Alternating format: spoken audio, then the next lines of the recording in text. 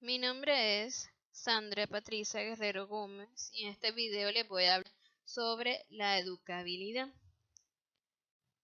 Podemos decir que la educabilidad es una característica del hombre que le permite perfeccionarse y alcanzar lo que se desea hacer. Según García Carrasco, el hombre nace a la vida extramaternal en el momento de su mayor plasticidad y se proyecta al mundo en un encuentro fundamentalmente afectivo. Es decir, que nacemos con el potencial máximo de educabilidad, en pro de aprender de los constantes estímulos del medio, que nos llevan a adaptarnos a las características del contexto y formar nuestra personalidad. De acuerdo a Fermoso, la educabilidad es una posibilidad y una categoría humana ligada al contexto histórico.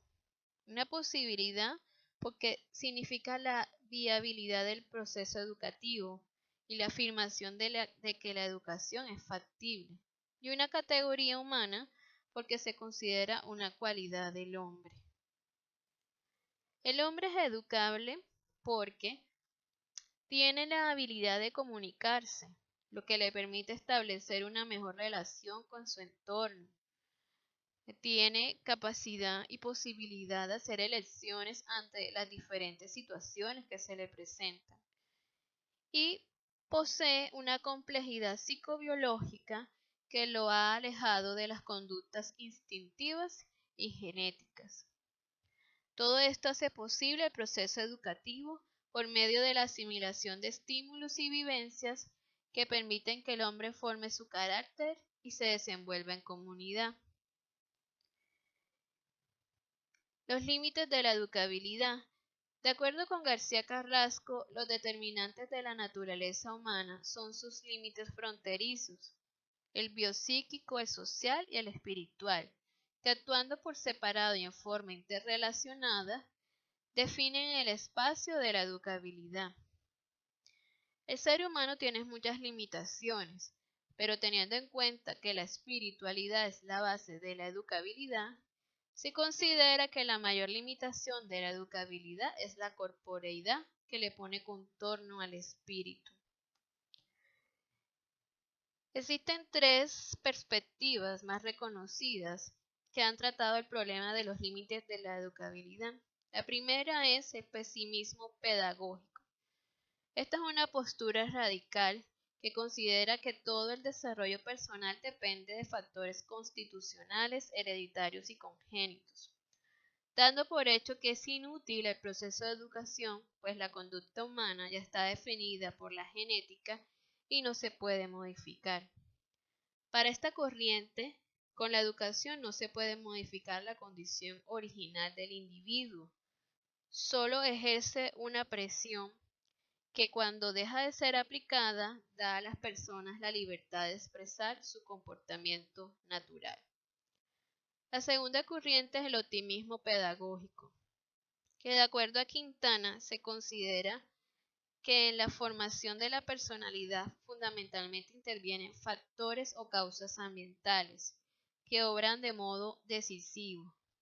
En esta corriente hay dos vertientes, la sociológica y la psicológica. La tercera corriente es el optimismo moderado.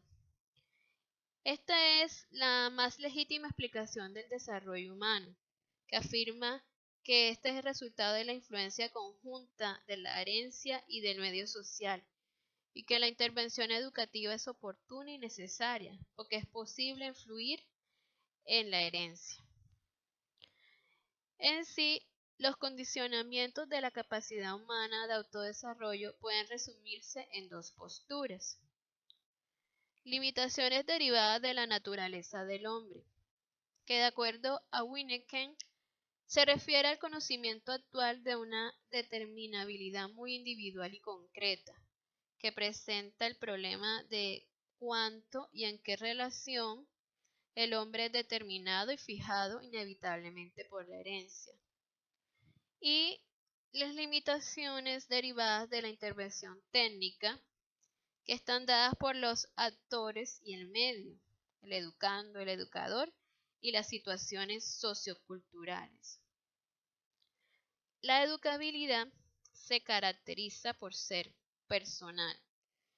Esta característica se genera desde la personalidad del individuo, tomando la educabilidad como un derecho personal como individuo y como integrante de un grupo social. También es dinámica. La educabilidad es dinámica porque en el desarrollo personal del hombre influye todo lo que lo rodea, constituyendo su personalidad, interiorizando lo que aprende del medio. La educabilidad también se considera intencional y esta característica se deriva de las influencias heterónomas que vive el ser humano y que lo elevan a un plano ideal. Y por último, se considera necesaria. De acuerdo a Fermoso, la educabilidad es necesaria porque sin ella el hombre se vería privado de posibilidades de autorrealización, de personalización y de socialización. Ser educable y poder llegar a ser hombre es la misma cosa. La espiritualidad del ser humano. San Cristóbal define la educabilidad como una categoría general del espíritu.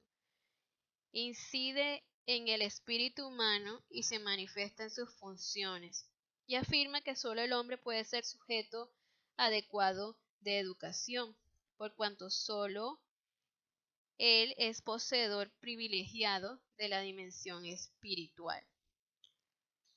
La educabilidad está ligada a los aspectos biológicos del hombre, pero estos no constituyen un fundamento para esta, ya que lo que permite esta característica en el hombre es su espiritualidad, pues de acuerdo a Fermoso, solo el espíritu posee la inteligencia y la libertad perseguida por la educación.